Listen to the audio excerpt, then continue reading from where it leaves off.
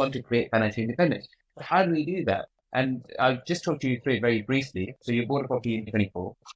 And then roughly 5 years later, so you'll do the mortgage, maybe it'll be a 5-year fix. In 5 years' time, hopefully the property will have increased in value sufficiently. That amount of money plus the rental income that you'll have made, these two amounts together, when you refinance this property, that should be enough to be able to buy another property. So what we're saying is if you have one property, then maybe in year 5, maybe in year 7, let's just say year 5, that's what the math is. So if in year 5, you should be able to buy another property without putting a huge amount of additional funds in. That means that in year 10, in year 5, you'll have 2. In year 10, you can refinance both of those and again, do the same process again. So in year 10, you'll have 4. And that's great when you have, 1 becomes 2, becomes 4. But of course, you and I both know, you'll know compounding very well, but 3 becomes 6, becomes 12. 1 becomes 2, becomes 4, but 3 becomes 6, becomes 12. So you're tripling your end return if you do it that way around. And when you see it, I think that that's how you are going to be able to create this financial independence and this lifestyle for yourself that you can, you don't have to work so hard and you can, of course, I'm sure you will, but you'll work as hard, but you'll say, now I can choose whether I want to work that hard because I've got these properties that pay me. And I think we said right now it may not be the case, but because mortgage rates are high, but what's going to happen now, of course, is that interest rates are going to come down, rental rates are going to go up, and so your cash flow is going to increase. Over the next 5-7 years, it's going to definitely go to at least £500 a month. If it's £500 a month per property, and at the end of that 10-year period, you're going to have 12 properties, then you're looking at a substantial amount of income that you're able to create. And it doesn't take that long. I know it's 10 years away, but the last 10 years has probably flown by if you think about it. So it will play by like that. So you guys bought one property through us, and do you guys have any previous buy-to-let experience, or is this your first time? No, we do have previous experience. Yeah, what properties and how many have you got? We got two other properties outside of Aston. Is it in London or? So one was our old residential house from where we moved to our current place, and it's in London. And the other one is also in London, Borehamwood. Oh, okay. They're both in London. You guys were thinking about investing through lifestyle for a while, I'm guessing. Well, we were thinking of investing. For a long time. I think every time, quite a few times when I spoke to Shiv, it was like, Shiv, I need to get a property, but never go around to it. And then we just decided to go with lifestyle. And being typical accountants, we were kind of analyzing every pound people was spending, never kind of worked out for us. So we're in a fantastic place with you guys. And that's always the trick as well, because people, I remember when I first started, I said, this is the return I'm looking for. And the problem is that you can look for that return, but if you don't actually buy the property, you haven't done anything. So actually, instead of aiming for this return, let's aim for this return, but let's buy the property. Then at least we're in the market and we can now start to benefit from the capital growth. And Meera, I don't know if you've ever heard me say this, but over a 10-year period, your capital growth is going to account for 2/3 of your overall return. 65 to 85% of your overall return is going to come from capital growth. So yeah, we're thinking about making whatever rental return it is that we're making, but that's just the rental return, which is going to be 15 to 25% of the overall return. Ultimately, most of it is going to come from the capital growth in that particular area. No, I was just going to say the property prior to this was 15 years ago. Yeah. Where? The Molly Crescent? No. One word. Yeah, about 15. Yeah, 15 years to get on to the next one. 15 years ago? This was, we went direct. So it was a new build. We just, so no agent as such involved in any of that. And actually, interestingly, you said it was 15 years ago, which means that you were, 35 at that time, roughly? Yeah. So you were 35. And we say to our clients that you're exactly the same boat, okay? Of course you are. Our clients, we say to them, you're either going to buy a property in your 20s and early 30s, or you're going to buy it in your late 40s and 50s. And the reason for that is because in that middle period where you have a child, everything becomes expensive. The child is expensive, private school is expensive, your house is expensive, you're buying a house and getting yourself set up for life and whatever, and then you're getting your job and making sure you're settled. That whole period is usually 10, 15 years of getting settled. And then either you do it on this side or you do it on this side. And hopefully, Meera, you'll be able to push Veer to do it on this side. Because then you can benefit from 15 or 20 years worth of growth, and he doesn't have to do anything. He just has to put it in and then benefit from it. Yeah. That's the idea. He's screwed up. I'm sure he will. Yeah. So, what problem were you trying to solve by investing in property again? So you could have invested anywhere. Why? What were you trying to solve by investing in property? Retirement 50. Come on, Meera. When do you want to retire? She wants to retire at 52. But you do part retirement, can't you? 52. That means that you can do a little bit of work, a little bit of retirement. No, not 52. Still time. 53. No problem. No. I think everyone's trying to solve the retirement problem. A question for you is, and especially because you're both kind of like finance, accounting, that kind of side of things. Why are we now at the age of 50 trying to solve the retirement problem?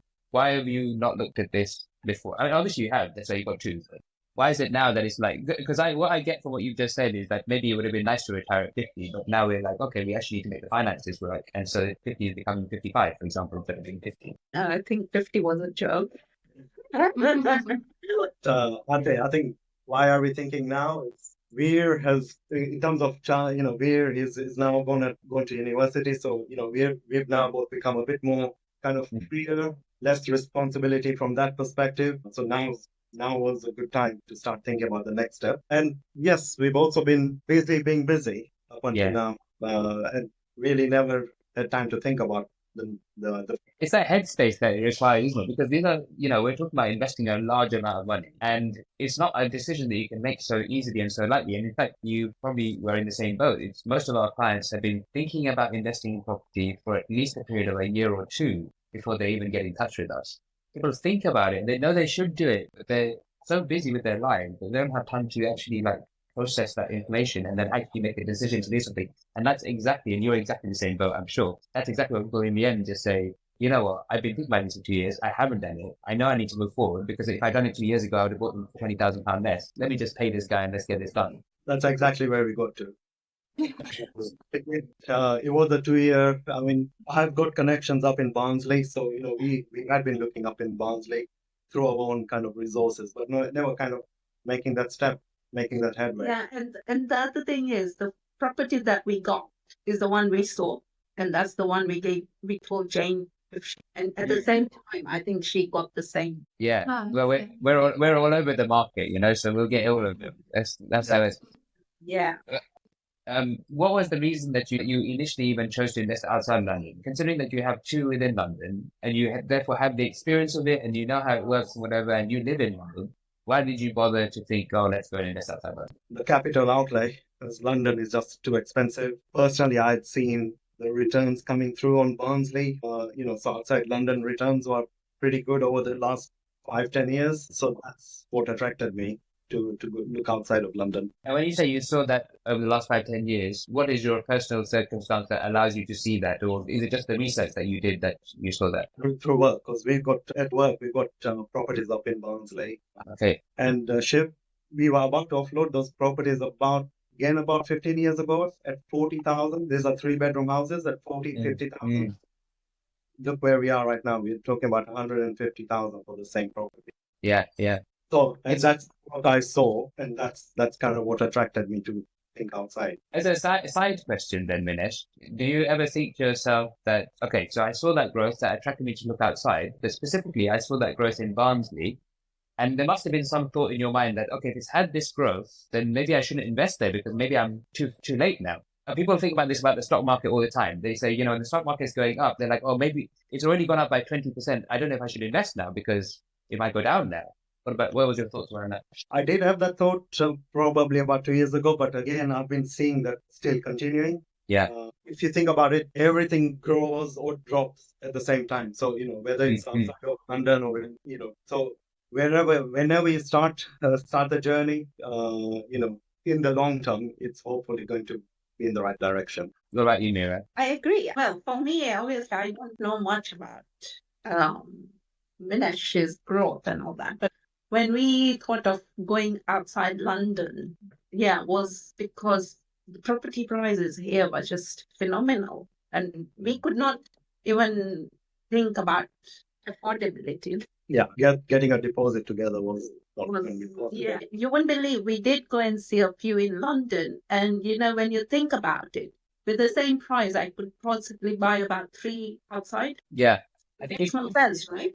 I always get this point when I talk to people, especially when they're from London. They say, oh, well, I know that the capital growth happens in London, but, I want to get the rental. And I said, I know that it happens in London is an old saying. That might have been the case over the last 30 years. But I also say to people that theoretically imagine we've got a country here. And imagine that we've got London that grows, for example, at 10% a year. And you've got the North that grows at, for example, 2% a year.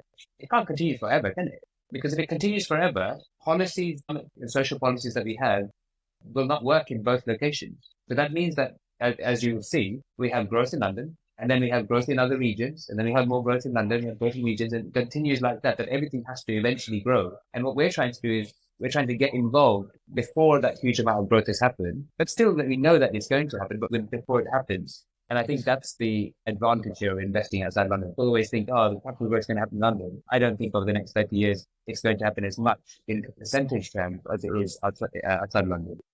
Because it has over the last 8 years, that's right. Yeah. Very easy question, hopefully. Minesh, probably for you to start with. What made you choose our service? I put a gun. It's knowing the lifestyle service. I guess Meera's already involved with you, so there was that trust element. And just for clarity, of course, Meera is. I always say to people, I was like, Meera is our bookkeeper. That means that not only does she know what our process is, but she knows the insides of the process. You and I both know the finance people know everything, right? They know the returns you're making, how it works, the fees and everything, all that kind of stuff. And if you know the inside of the process, then you're much less at risk because you know exactly how it works. That's true. Having said all of that, I don't get to see any of that side. Of course, Meera knows what goes on. Apart from that, we tried I've not tried any other people as such, but we tried trying to get properties through my own links within Barnsley, for example, using our managers out there and all of that, but it just wasn't going to work.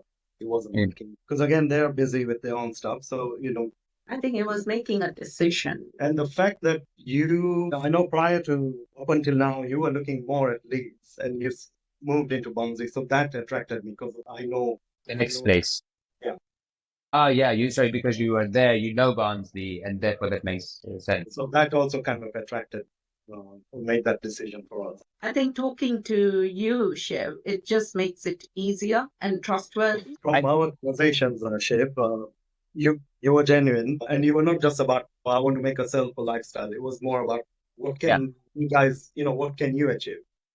Yeah. And that was quite motivating. What characteristics of our service did you most value as you went through the process? Keeping us updated throughout the process. That was most valued, the WhatsApp group that was set up. So the ease of communication between the team and us. And I think every week we had an update of some sort. Even if there was no movement, there was still an update to say, look, there's no movement. That was very good. Why was that good? Why was that useful for you? It's the amount of time that passes between first engaging and then getting to that sale, and then all of that time, it was important because otherwise we would be kind of sat here worried as to what's going on. If there's no news, then does that mean there's bad news? So that was important, I think, keeping that communication channel open. And I suppose especially not necessarily in this situation, but like let's say you use a company, whichever company it is, you pay them the money, quite a large sum of money, and then if you don't hear something all the time, there's always in the back of your mind, like, have these people run away with my money? It's always there. Yeah. And I suppose that constant communication means, no, they're still here. It's okay. They're still here. And from my own personal experience or through work experience, whenever we're acquiring properties, we are having to keep on top of the lawyers or whoever, the agents to say, right, get us this information so we can move on to the next step.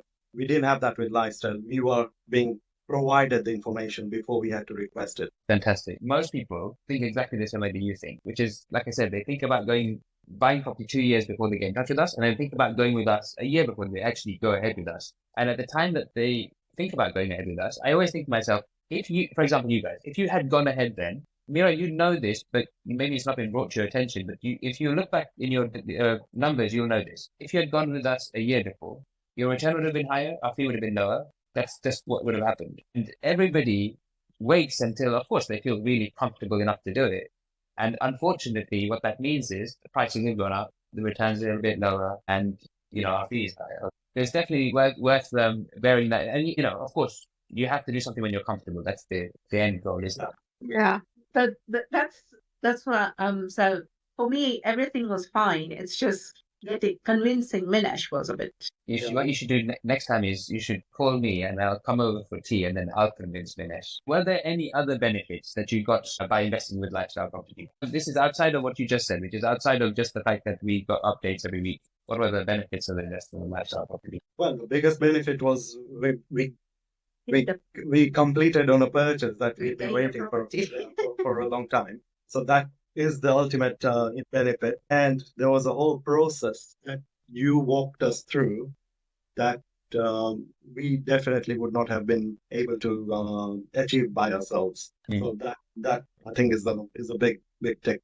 Yeah, we haven't got that. Well, we tried to do it ourselves. We didn't quite succeed, and that's the point I was making. We've completed. Why didn't you succeed, Minesh? You know, when you said we tried to do it ourselves, but we didn't succeed. Why didn't you succeed? It's because we were relying on someone else's time. Plus, we didn't have the time to go and look at properties.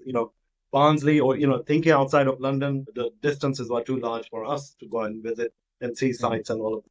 So I was relying on generosity of my manager there to take some time out of his personal life to go and look. So for the 2 years, that's exactly what I was doing. It wasn't succeeding because obviously he's not incentivized or motivated to do that. So that's why we kind of didn't succeed. Well, as I say, as Minash said, we are one property better off, I think. Well, in that year, we were planning to get 2, but we never. So the first year we were planning to get 2, never got to 2. So obviously now we are one better off.